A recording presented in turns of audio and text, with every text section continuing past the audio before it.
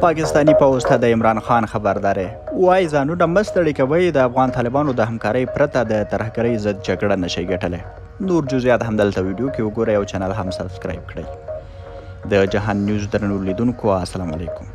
د پاکستان لومړي وزیر عمران خان له زندان نه د پاکستان حکومت او پوځ ته په یو پیغام کې ویلي اسلام آباد به د افغان طالبانو د همکارۍ پرته د ترهګرۍ ضد هیڅ جګړه ونه ګټي. عمران خان ویلي پاکستان د عجله د افغان طالبانو د حکومت سره اړیکې ورغوي. ښاغلي خان د جمعې ورځ په خپله ټولنیزه شبکه کې خپور کړي پیغام کې د طالبانو حکومت پر وړاندې د شهباز شریف په تګلاره نیوکه کړې. هغه وویل چې په افغانستان برید لپاره د پاکستان ګواښونه احمقانه دي. د پاکستان حکومت په دې وروستیو کې د ترهګرۍ سره د مبارزې لپاره د عزم استحکام په نوم عملیات پیل کړي دي.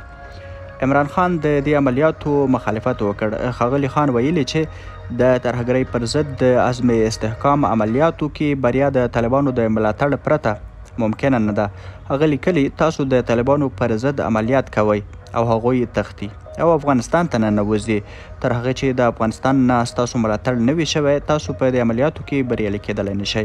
هغه وویل داسې هیڅ نشي کیدلی چې له یوې خوا په افغانستان الزامونه ولګوئ او له بلې خوا هیله ولرئ چې افغانستان در سره مرسته وکړي.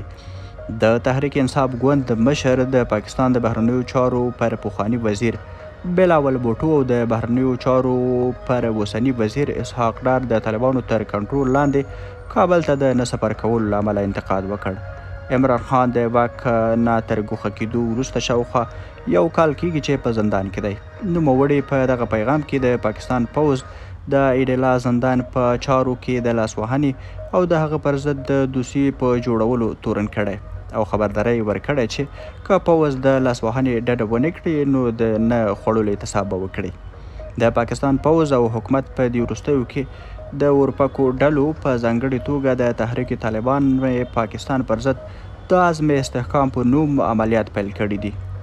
د پاکستان یو شمیر سیاسي څیرو او سیاسي ګوندونو د دغه عملیاتو سره مخالفت کړی دی. تاسو په دې اړه څه نظر لرئ کمنټ کې راسره شریک کړئ. چینل هم سبسکرایب کړئ. له ملتیا مو مننه. ښه واخې شوي.